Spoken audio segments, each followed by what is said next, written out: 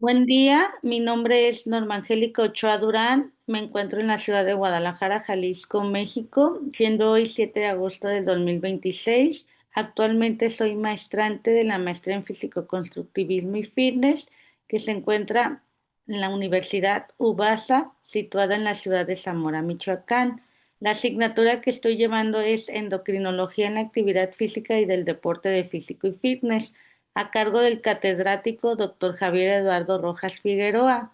El artículo que les voy a mencionar en esta ocasión será llamado Supresión suprarrenal aguda después del entrenamiento de resistencia en atletas femeninas de élite, un perfil completo de esteroides, publicado el día 3 de diciembre del 2025.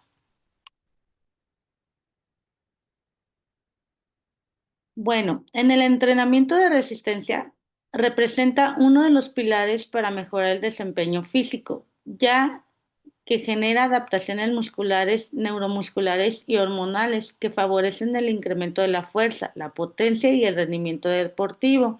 En las mujeres, estas respuestas pueden variar debido a factores fisiológicos como las fluctuaciones hormonales del ciclo menstrual, además de las diferencias observadas en los métodos de evaluación utilizados por las investigaciones.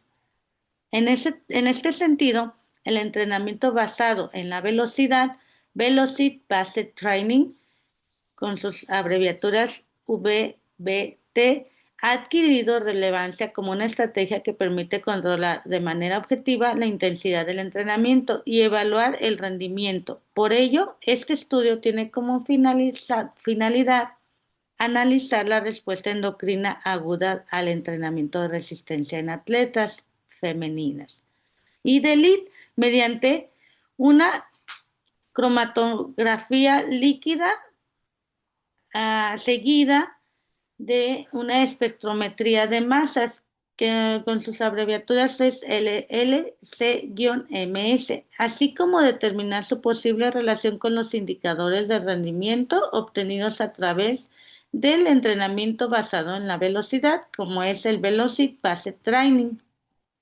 Bueno, y continuando, el entrenamiento de resistencia tiene adaptaciones musculares y adaptaciones neurales. Las adaptaciones musculares se refiere a la hipertrofia muscular, a ganar más masa libre de grasa, y a una remodelación de fibras musculares y una mayor fuerza y potencia. Y en las adaptaciones neurales hay un mayor reclutamiento de unidades motoras, mejor coordinación inter e intramuscular y una mayor producción de fuerza.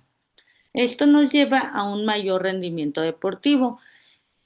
Como mencionando, en hombres el estrés metabólico generado durante el ejercicio favorece la activación de vías anabólicas mediante el aumento transitorio del lactato, testosterona, hormona del crecimiento y cortisol, promoviendo la adaptación muscular. Sin embargo, la magnitud de estas respuestas endocrinas no es consistente entre todos los estudios.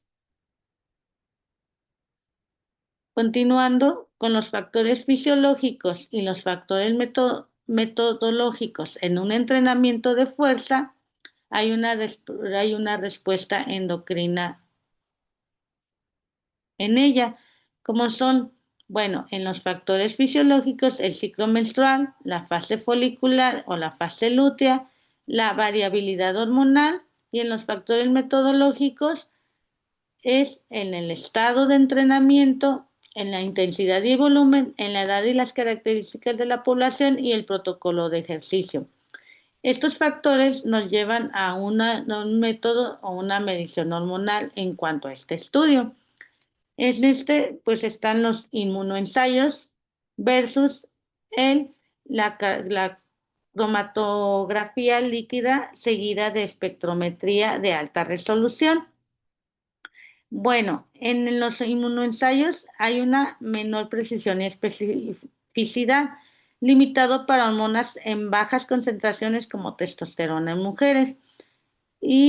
A lo contrario de la cromatografía líquida seguida de espectrometría de alta resolución, hay una mayor precisión y especificidad, ideal para cuantificar esteroides en bajas concentraciones. Bueno, esto en evidencia en mujeres, algunos estudios hay una mayor concentración de andrógenos y otras hormonas, y en otros estudios hay cambios mínimos o nulos, y en algunos otros hay una disminución hormonales y hay un resultado inconsistente debido a múltiples factores. En mujeres, la respuesta hormonal está modulada por las fluctuaciones fisiológicas del ciclo menstrual, lo que puede modificar la adaptación al entrenamiento. Continuamos con el método de la Velocity Based Training. Esta es velocidad de cada repetición. Hay un mayor control de intensidad, donde se regula la carga de manera objetiva. Hay un monitoreo de fatiga donde permite estimar la fatiga y repeticiones en reserva. Y hay un ajuste de la carga de trabajo. El beneficio del Velocity Based Training es que hay una mayor fuerza máxima de una RM, hay una mayor concentración en la potencia muscular, hay un mayor rendimiento en el salto y sprint, y bueno, esto hay un seguimiento del progreso del atleta. El objetivo del estudio es analizar la respuesta endocrina aguda mediante el LC-MS y más evaluar el rendimiento mediante el Velocity Based Training. Bueno, en el entrenamiento de resistencia induce cambios agudos en andrógenos y sus metabolitos, como el DHEA y esteroides suprarrenales, los cuales podrían asociarse con adaptaciones en el rendimiento deportivo. El Velocity Based Training regula la intensidad mediante la velocidad de ejecución de cada repetición, permitiendo controlar objetivamente la carga de entrenamiento. A pesar de estos beneficios, existe poca evidencia que los relacione las variables del Velocity Based Training con la respuesta endocrina en atletas femeninas. El objetivo del estudio es analizar la respuesta hormonal aguda al entrenamiento de resistencia en atletas femeninas de élite mediante la LC-MS, que es la cromatografía líquida sumada de espectrometría de alta resolución, relacionándola con variables de rendimiento obtenidas mediante el Velocity Based Training. Bueno, y en el diseño de la investigación, este estudio se realizó siendo observacional, prospectivo y monocéntrico, con el propósito de analizar la respuesta endocrina aguda al entrenamiento de resistencia en atletas femeninas de élite. La investigación tuvo una duración de 4 semanas, durante las cuales los deportistas continuaron con su programa habitual de entrenamiento sin modificar su planificación deportiva, lo que permitió evaluar las respuestas fisiológicas en un contexto real del entrenamiento. Los participantes, pues se obtuvo una muestra conformada por 19 atletas femeninas de élite, sanas y con experiencia de entrenamiento de fuerza. Se excluyeron mujeres con enfermedades crónicas, alteraciones endocrinas, lesiones, embarazo o lactancia. Todas participaron de manera voluntaria mediante consentimiento informado, y el estudio fue aprobado por un comité de ética, cumpliendo con los principios de declaración de la Helsinki. El procedimiento experimental, fue para evaluar la respuesta hormonal del entrenamiento. Se obtuvieron muestras de sangre antes de iniciar la sesión de entrenamiento y 60 minutos después de finalizarla. Durante la primera sesión de entrenamiento de cada semana, paralelamente, el rendimiento físico se evaluó mediante el entrenamiento basado en la Velocity Based Training, utilizando indicadores como la repetición máxima estimada 1 RM y la velocidad media propulsiva MPV y el porcentaje de pérdida de velocidad, parámetros que permitieron controlar la intensidad y la fatiga generada durante el entrenamiento. En el análisis hormonal, el perfil hormonal se determinó principalmente mediante la cromatografía líquida sumada a una espectrometría de alta resolución, técnica de alta precisión para la cuantificación de esteroides. Además, otras hormonas se analizaron mediante inmunoensayos automatizados. La fase del ciclo menstrual se estableció combinando el análisis de marcadores hormonales con el registro del calendario menstrual de cada participante. En el entrenamiento de resistencia, el programa de entrenamiento se desarrolló en condiciones habituales de práctica deportiva y fue planificado de forma conjunta por entrenadores y atletas. Dependiendo de la disciplina deportiva, el entrenamiento estuvo orientado al desarrollo de la fuerza máxima, la potencia muscular, la hipertrofia y la prevención de lesiones, respetando la planificación específica de cada deportista. En el análisis estadístico, los datos obtenidos fueron analizados mediante la estadística descriptiva e inferencial, utilizando diferentes pruebas para comparar las variaciones hormonales antes y después del entrenamiento, así como la relación entre los marcadores endocrinos y las variables de rendimiento. La dehidroepiandrosterona, DHEA, se estableció como la principal variable de interés, mientras que el resto de las hormonas fueron analizadas de forma exploratoria para ampliar la comprensión de la respuesta endocrina al entrenamiento de resistencia.